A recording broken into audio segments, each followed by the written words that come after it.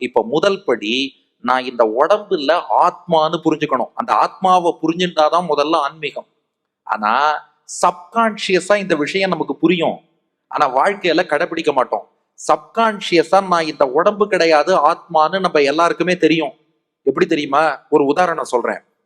ஒரு பேனாவை சொல்லும் போது என் பேனாங்கிறான். வாட்டர் பாட்டில சொல்லும் போது என் வாட்டர் பாட்டில்ங்கிறான். உடம்ப சொல்லும் போதும் ஏன் உடம்புங்கிறான். இன்னைக்கு என் உடம்புக்கு கொஞ்சம் முடியாம இருக்குங்கிறான். அப்ப என் உடம்புன்னு சொல்றேன்னாலே நான் ஒருத்தன் தனியா உள்ள இருக்கேன்.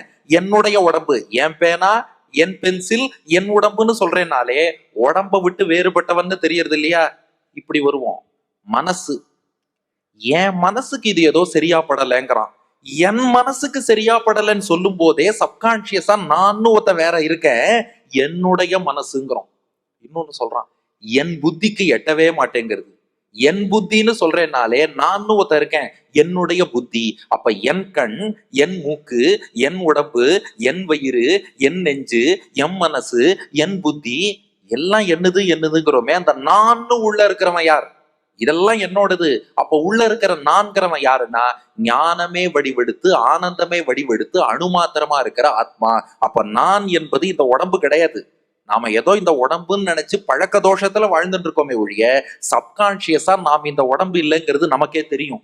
ஆக அதை புரிந்து கொண்டு, நான் இந்த உடம்பு இல்ல ஜீவாத்மா என்பதை புரிந்து கொண்டால் 33% ஆன்மீகத்துல தேர்ச்சி பெற்று விட்டோம்னு அர்த்தம்.